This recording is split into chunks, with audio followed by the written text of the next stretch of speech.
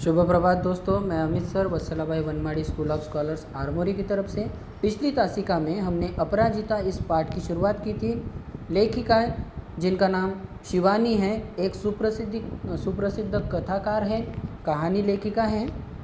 इन्होंने इस पाठ के माध्यम से ऐसी अपाहिज लड़की की कहानी यहाँ प्रस्तुत की है हमारे सामने कि वो लड़की अपाहिज होने के बावजूद उसने जो मकाम हासिल किया है, जो उपलब्धियाँ हासिल की, वो साधारण मनुष्य धष्टपुष्ट शारीरिक दृष्टि से संपूर्ण होने के बावजूद भी आम इंसान नहीं कर सकते। वो सारी चीज़ें ये लड़की ने करके दिखाया है। इस बात पर गौर करते हुए उन्होंने कहा कि भगवान कभी कभी ऐसे विलक्षण व्यक्तित्व से हमको मिलाता है, अलग ही व्यक्ति से मिलाता है, जिसको देखने के बाद हमको ऐसा लगता है कि हमारा दुख जो है, हमारा जो दर्द है वो बहुत कम है, क्योंकि हमसे ज़्यादा कई ज़्यादा दुखी लोग इस दुनिया में हैं और वो चुपचाप अपना दर्द सहन करते हैं या अपने दुख और दर्द पर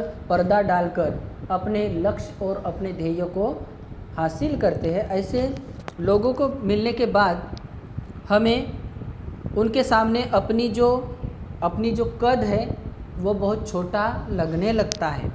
उन्होंने ये भी कहा कि भगवान से वो शुक्रिया अदा करते हैं कि कभी कभी भगवान ने हम पर अन्याय किया हो, हमें दर्द दिया हो, लेकिन हमें औरों की तरह शारीरिक दृष्टि से किसी भी अंग को उसने विच्छिन्न नहीं किया या अपाहिज नहीं किया। इस बात का वो शुक्रिया अदा करती है।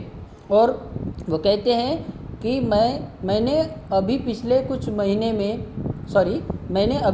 ही महीने यानी लास्ट मंथ में ही एक ऐसी अभिशप्त यानी शापित, जिसको शाप मिला हो, ऐसी काया देखी, यानी शापित शरीर देखा। काया यानी शरीर। लेखिका कहती है कि पिछले ही महीने में मैंने एक ऐसी लड़की को देखा जिसका शरीर शापित है। शापित क्यों है वो आगे हम देखेंगे कि ऐसी शापित काया यानी शापित शरीर को देखा जिसे विधाता ने बहुत ही कठोरतम दंड दिया है। बहुत बड़ा दंड देकर उसके शरीर को उसने बनाया है, किंतु उसके बावजूद वह लड़की या वो शरीर नतमस्तक आनंदी मुद्रा में झेल रही है। वो भगवान का दिया हुआ दंड, भगवान का दिया हुआ शाप नतमस्तक होकर खुशी खुशी चेहरे से, मुस्कुराते हुए चेहरे से वो सारी यातनाएं झेल रही है। विधाता को कोसकर नहीं, विधाता को वो बिल्कुल भी दोष नहीं देती। नहीं तो हम क्या करते कि जब हम खुश होते, सुखी होते, तो सुख में हम कभी भगवान को याद नहीं करते।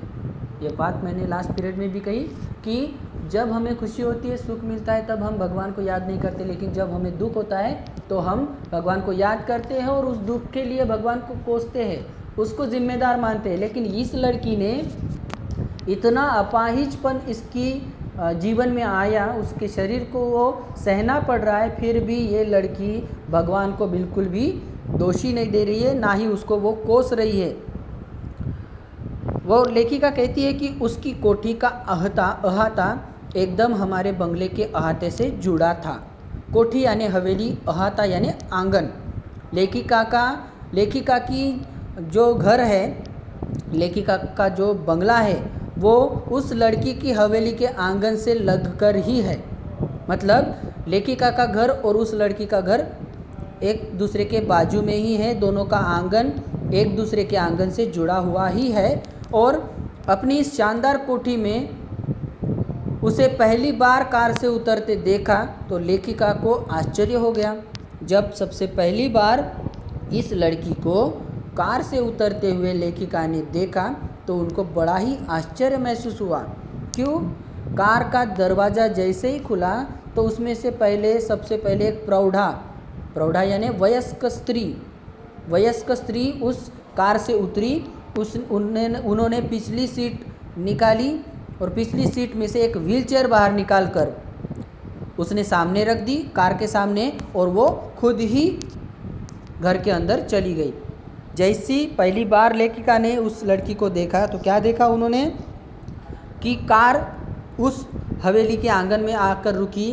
तब उस कार का दरवाज़ा खोलते हुए एक वयस्क महिला उस कार से बाहर निकली। उसने कार की पिछला दरवाज़ा खोलकर वहाँ से व्हील चेयर निकाला और वो कार के पास आकर उसने व्हील चेयर रख दी और खुद ही अकेली घर के अंदर चली गई। और दूसरे ही क्षण धीरे धीरे बिना किसी के सहारे कार से एक युवती ने अपने निर्जीव निचले धड़ को बड़ी दक्षता से नीचे उतारा। फिर बैसाखियों से ही व्हील चेयर तक पहुँच उसमें बैठ गई और बड़ी तटस्थता से उसे स्वयं चलाती कोठी के भीतर चली गई। क्या देखा कि वो महिला ने क्या किया, सिर्फ व्हील चेयर बाहर निकाल कर रख दी और वो खुद ही अकेली चली गई। लेकिन कुछ ही क्षणों बाद कार में से एक युवती उतर रही थी। उसने कार में से अपने निचले धड़ को, मतलब कमर के नीचे का जो हिस्सा उस लड़की का अपाहिज था, पैरालिसिस हुआ था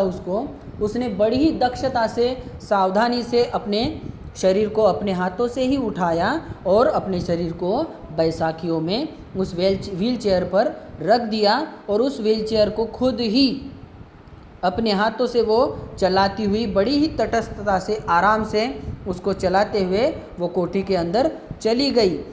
और लेखिका कहती है कि वो नित्य समय पर उसका यह विचित्र आवागमन, यानी उसका विचित्र दिनक्रम, दैनंदिनी डेली रूटीन जिसको बोलते हैं, वो हमेशा लेखिका उस लड़की की जो दैनंदिनी है उसका आवागमन या हालचाल वो हमेशा देखती और आश्चर्यचकित रह जाती कि ठीक जैसे कोई मशीन खटखटाती अपना काम किए जा रही हो। मतलब जैसे मानो किसी कंपनी में जो मशीनें हैं वो धाड़ धाड़ ऐसी आवाज़ करती हुई, खटखट खटखट ऐसी आवाज़ करती हुई जिस तरह से मशीन चलती है, उसी तरह से ये अपाहिज लड़की अपने सारे काम दिन भर खुद ही कर रही थी। इस बात का लेखिका को बहुत ही आश्चर्य हुआ।